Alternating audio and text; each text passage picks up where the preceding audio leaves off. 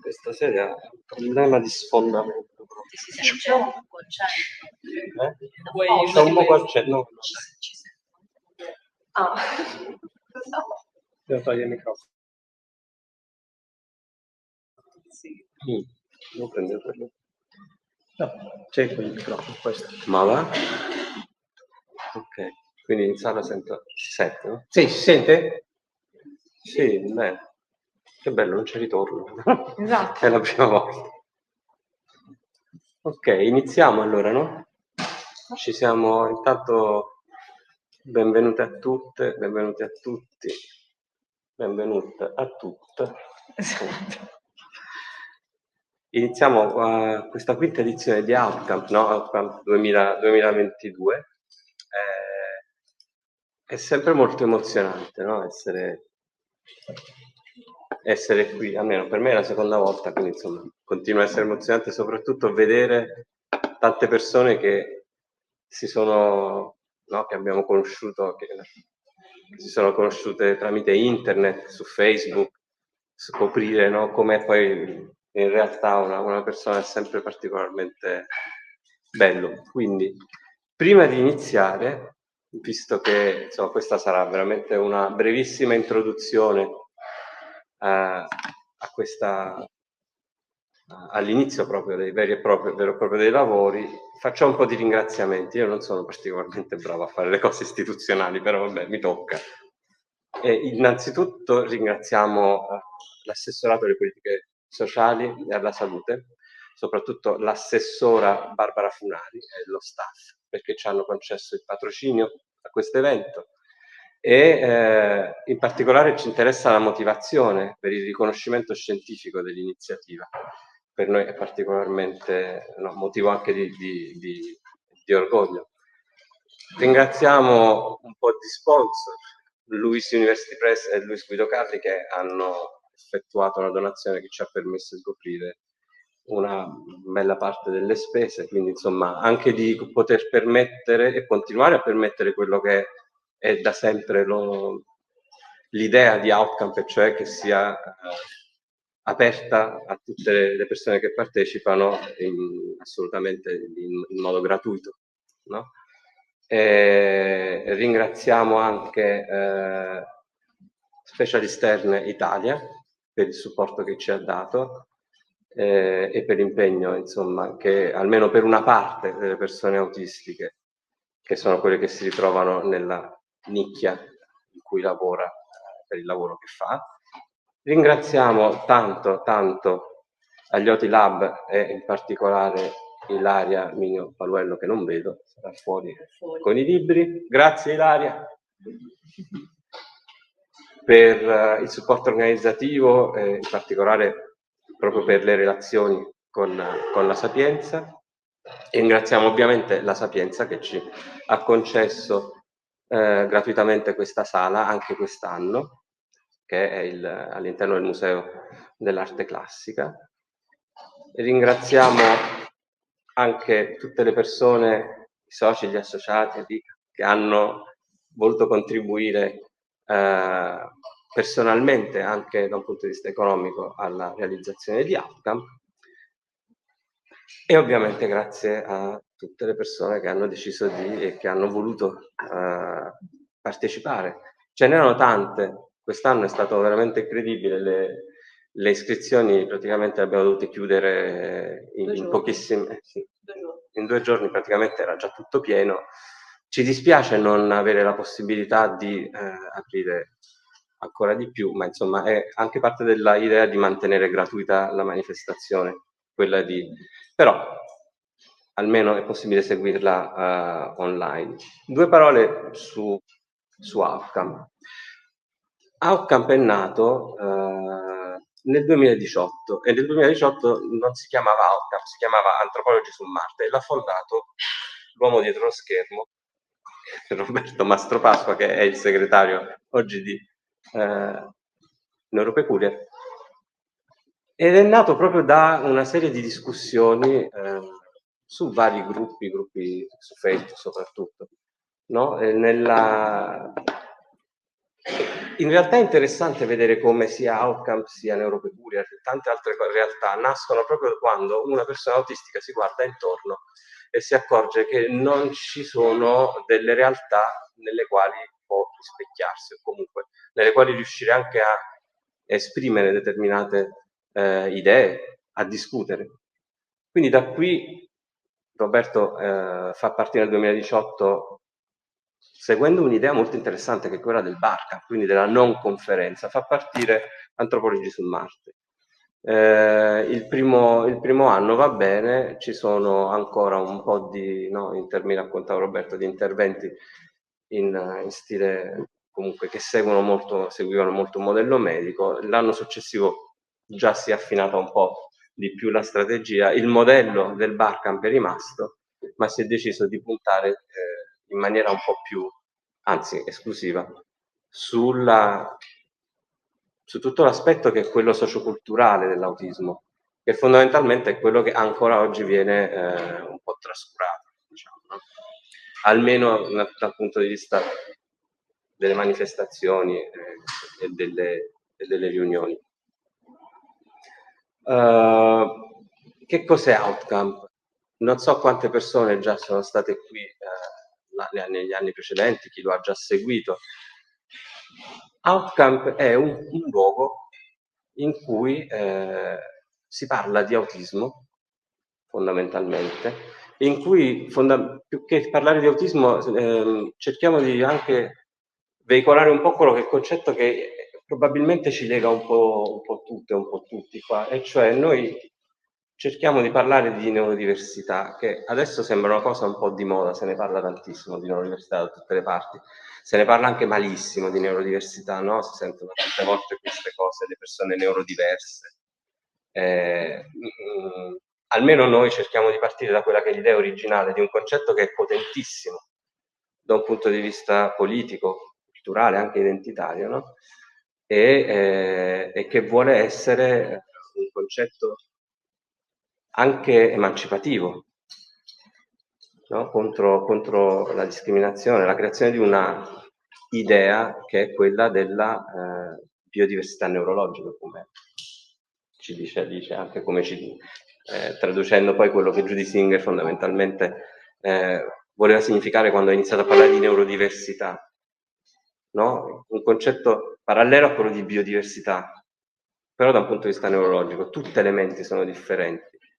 Questo credo che sia fondamentale ricordarcelo sempre, perché a volte è qualcosa che sfugge. Quindi attraverso delle lezioni, attraverso delle anche narrazioni personali, in questi 2 giorni cercheremo di fare cultura della neurodiversità, di fare cultura autistica, di raccontarci un po', cercando appunto di tenere sempre presente che vogliamo farlo da un punto di vista culturale, sociale, perché almeno questo è il nostro focus. Poi magari no, ci sono tanti altri posti dove andare a parlare magari di diagnosi e di altre questioni. Io sarò veramente brevissimo perché c'è molto poco ancora da dire. Veramente sto sudando e non posso togliere la giacca perché il microfono è attaccato, ma è una cosa tremenda. Ti sventolo? No, non mi sventolare. Mi sventolerò io. Neuropeculiar, che è l'associazione di cui da quest'anno, dopo la presidenza di Alice, che è la fondatrice, sono orgogliosamente il presidente. Neuropeculiar organizza Outcamp. Che cos'è Neuropeculiar? Non so, immagino che saprete, no? Neuropeculiar è nata come Outcamp, fondamentalmente. È nata quando Alice ha ricevuto la diagnosi e ha iniziato a cercare qualcosa, un luogo anche simbolico, no? In cui ritrovarsi, e non l'ha trovato, perché effettivamente di associazioni di persone neurodivergenti non è che non mi risulta ancora che oltre Neuropeculiar per il momento ce ne siano, e quindi decide di fondarne una. Si fa così, no? Quando non c'è qualcosa la fai tu, molto, molto americana, molto pragmatico. E da lì l'inizio proprio no? Si è iniziato a riunire un nucleo di persone che avevano proprio questo interesse, proprio l'interesse della cultura neurodivergente, della cultura dell'autismo, non necessariamente l'interesse medico, abbiamo già fatto fuori. Lo studio dei Critical Autism Studies, la conoscenza dei lavori di Enrico Valtellina, no? Si è creato un gruppo di persone, poi ci siamo conosciuti, sono entrati tutti quanti, adesso anche tante altre persone che sono associate.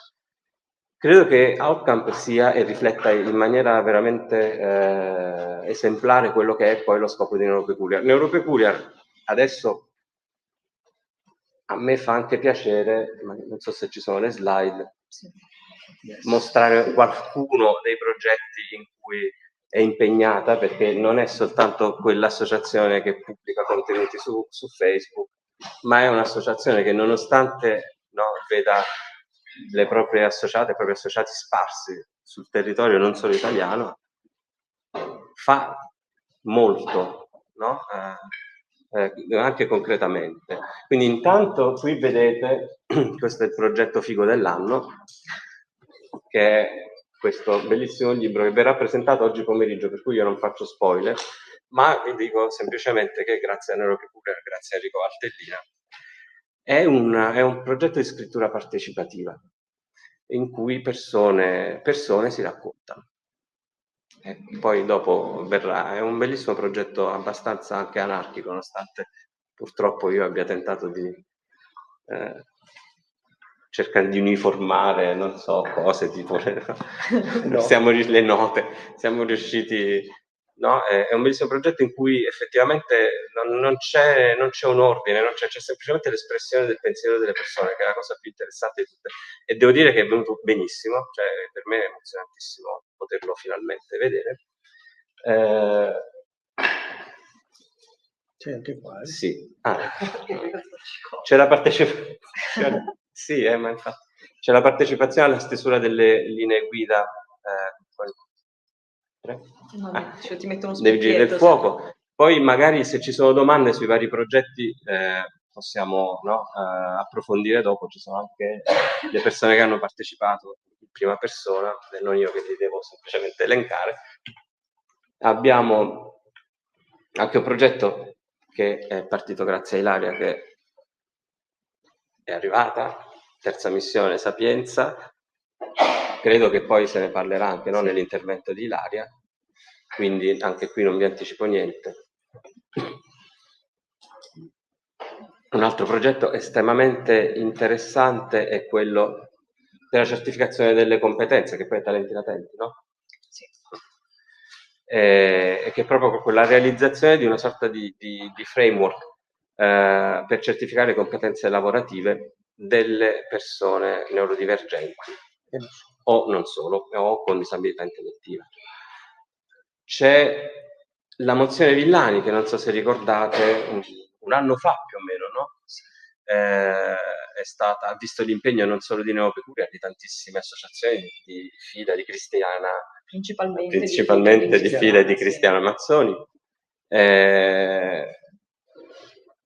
che è stata poi firmata dall'onorevole Virginia Villani e che è stata approvata. Questa è la cosa più importante. Come impegno del governo su 18 punti, alcuni importanti sì. e innovativi soprattutto. Soprattutto questo in realtà è una cosa molto importante, perché poi quando si parla di attivismo sembra sempre che uno sta lì semplicemente no, questo è realmente cercare di cambiare anche le cose, cioè fare anche pressione sulla politica, cercare quell'autorappresentanza di cui parliamo tanto e poi alla fine sembra sempre che, anche come ieri sera si diceva, sembra sempre che stiamo semplicemente a dire no, vabbè, identity first, person first.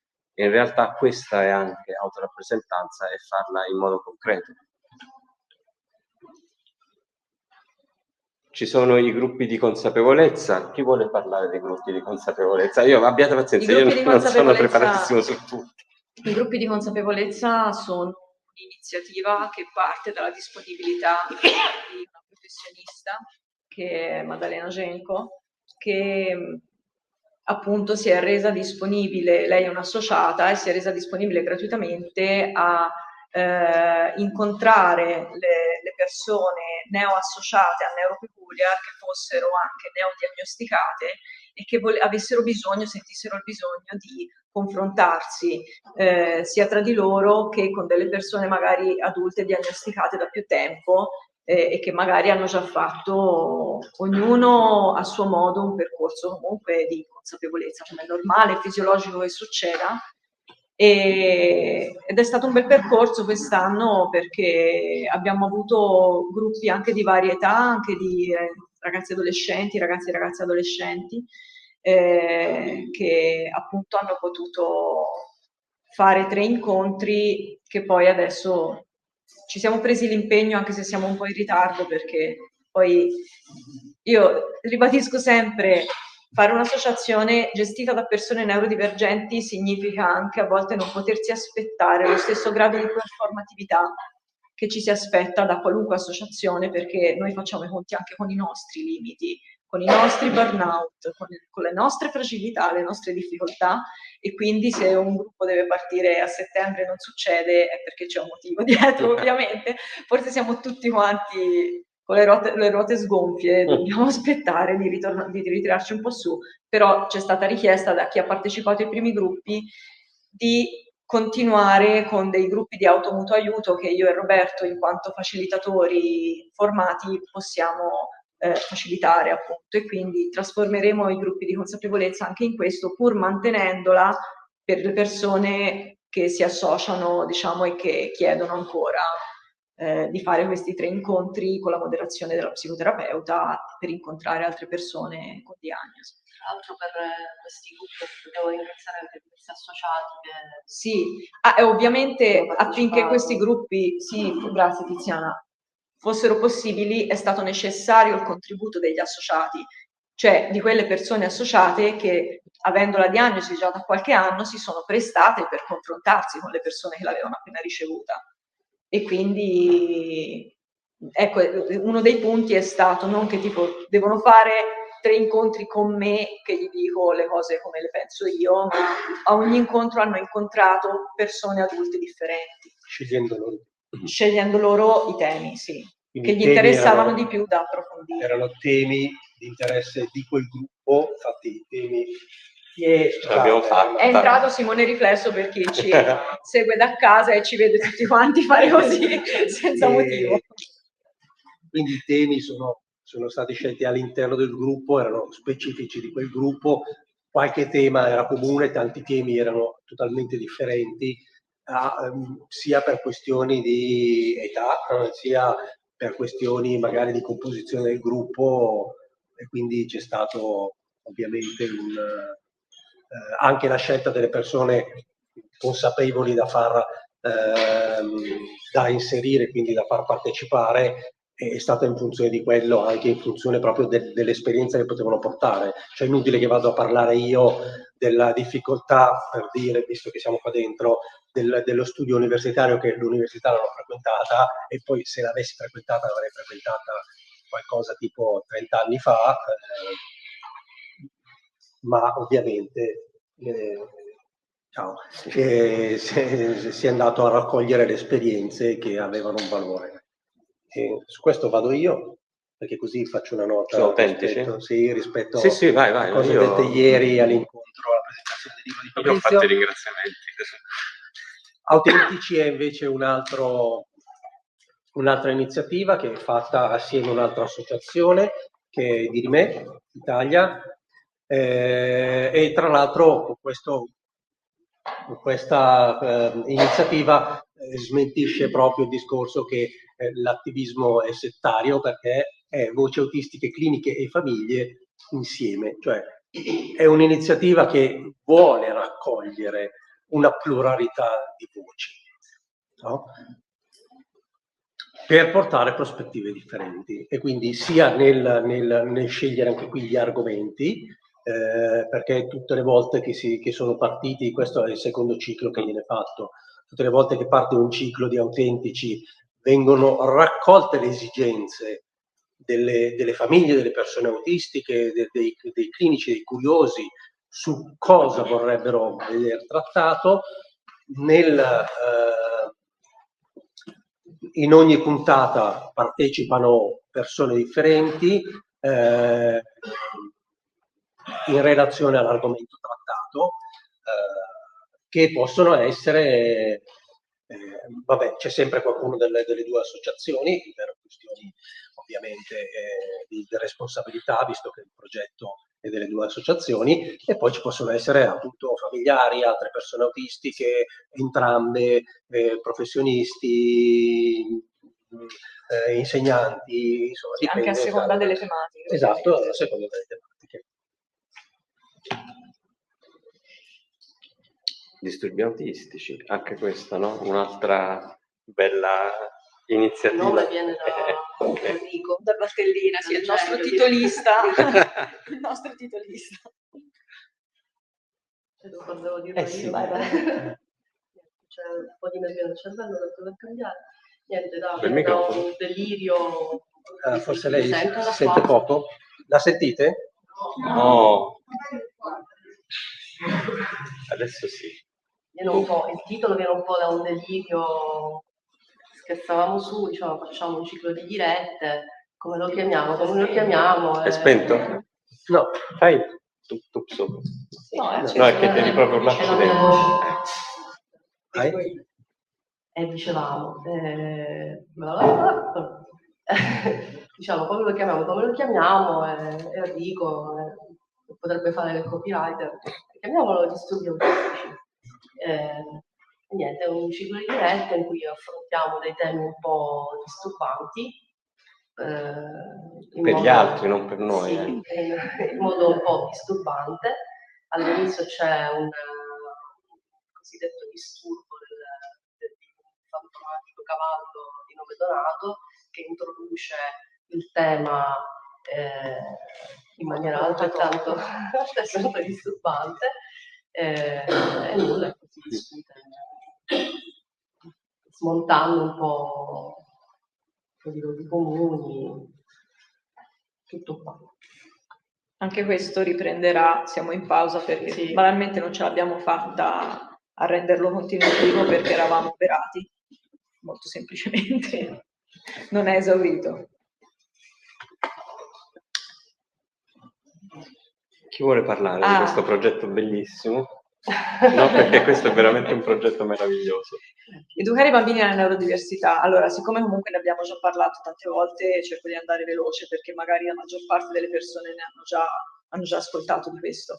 È un progetto destinato alle scuole primarie che secondo noi era forse la categoria d'età più complessa con la quale parlare di autismo, perché noi avevamo già fatto degli interventi alle superiori, alle scuole medie, però diciamo che i ragazzi e le ragazze in quella fascia d'età già, come dire, comunque partecipa in un modo più attivo, no? Alla discussione, espongono opinioni, si può fare una discussione. I bambini elementari sono un po' più, come dire, una posizione ricettiva più che altro.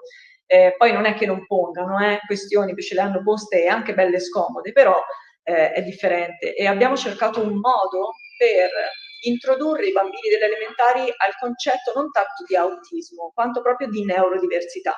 Quindi è un ciclo di 20 ore per i bambini, sono 10 incontri, che sono tanti per un progetto che entra nelle scuole, vi assicuro non è facile far entrare un progetto di 20 ore nelle scuole, e che comprende anche una parte di formazione ovviamente agli insegnanti, dove appunto si portano i bambini attraverso un percorso graduale e progressivo a riflettere sulle differenze in modo meno banale che siamo riusciti a concepire. Soprattutto non comparativo. Esattamente. È la cosa più importante. Ed è non solo teorico. Sì, è stato condotto nella sua fase pilota in un tot di scuole del torinese, della Toscana, province Grosseto e Siena, e di Palermo. Quindi è stato interessante anche raccogliere dati, no? In 3 zone d'Italia, diciamo, coprendo un po' tutto lo stivale. Effettivamente ci siamo resi conto di più o meno, abbiamo avuto terze e quarte elementari, vero? Sì. Ci siamo resi conto che effettivamente i bambini avevano già interiorizzato ovviamente un sistema comparativo di riflessione rispetto alle differenze, quindi era tutto e è stato molto bello, molto interessante fare questo percorso con loro finché siamo arrivati alla fine, che anche loro, cioè, ci hanno fatto delle restituzioni, adesso non voglio spoilerare perché poi su questo progetto c'è attivo, cioè abbiamo voluto un progetto di ricerca che raccogliesse dei dati prima e dopo, in modo da avere anche un feedback dell'esito, nel senso, ma a noi sembra no, una cosa intelligentissima da fare, magari non lo è, magari non è vero, non serve a niente, ce la stiamo raccontando, cerchiamo di capire se effettivamente un team di ricerca rileva degli effetti e che tipo di effetti a fronte del progetto. E quindi ecco, la parte di raccolta dati e anche poi di elaborazione dei dati è ancora in corso, le maestre di tutti gli istituti dovranno fare ancora un focus group che sarà l'ultima fase di raccolta dati e dopo sapremo veramente insomma com'è andata. Questo qua non possiamo rispondere. Sì. Questo è storia. Cosa Vecchia, è storia, è una delle prime iniziative fatte da... È un po' partito il cammino. Sì, esatto, sì, soprattutto social, periodo Covid. Sì, una serie di domande a cui abbiamo un po' tante persone dato risposta con dei brevi video. 30 video. Sì, ma qualcuno non è tanto breve. No, vabbè, insomma, calcolando. Poi anche questo qui è una cosa che è nata tanto tempo fa e va avanti, nel senso che c'è disponibile un documento Google visionabile dove raccogliamo tutta una serie di studi afferenti principalmente alle scienze sociali, ma non solamente, che studi sull'autismo, quindi sulle persone autistiche, che danno una prospettiva diversa, danno degli esiti diversi. A volte sono anche studi di analisi, di critica verso gli studi e le ricerche fatte dal modello medico e anche bibliografia in senso più stretto, nel senso anzi multimediografia, quindi siti, libri e quant'altro. Dove è disponibile? È disponibile, si trova sul sito di Neuropeculiar. Di Neuropeculiar, c'è il link anche sui vari social. Questo è stato un progetto che è molto interessante anche. Abbiamo realizzato un progetto pilota, diciamo, un corso per dipendenti di una banca prima che fosse acquisita da un'altra banca e quindi naufragasse un po' la cosa. Però era molto interessante perché era un progetto per formare i dipendenti che lavoravano a contatto con il pubblico su come accogliere persone autistiche. L'esperienza è stata molto interessante, purtroppo è durata poco, non abbiamo neanche avuto la possibilità poi di vedere i risultati perché è stata interrotta, però è stato bello perché normalmente la formazione la fai ai dipendenti per accogliere nuovi colleghi e colleghe, no? E qui invece era proprio per incominciare a capire quando arriva una persona che tu vedi differente magari, no? Che si comporta in modo per te strano, tu come reagisci, quindi molto molto interessante. Ma banalmente è stato interessante anche approcciare il disturbo proprio che le persone hanno nel concepire che una persona autistica possa andare ad aprire un conto in banca, banalmente. Sì. E poi un'altra cosa, sono stati affrontati anche per una filiale gli aspetti ambientali. Sì. Sensoriali. Sì, ambientali, sensoriali. Quindi le barriere sensoriali, le famose barriere sensoriali. Sembra assurdo, ma anche in banca. Ma no, non è tanto assurdo. Comunicative e relazionali in realtà. Poi questo qui, anche questo è un progetto che va avanti, questo ne parlo perché in realtà l'ho iniziato io con lei anche con Fagioli, prima ancora dell'associazione. È da parecchi anni, dal 2018 circa, che io, Tiziana e poi Neuropeculiar partecipiamo abbastanza frequentemente come relatori nei corsi di formazione ADOS di Ogrefe tenuti dalla dottoressa Raffaella Fagioli.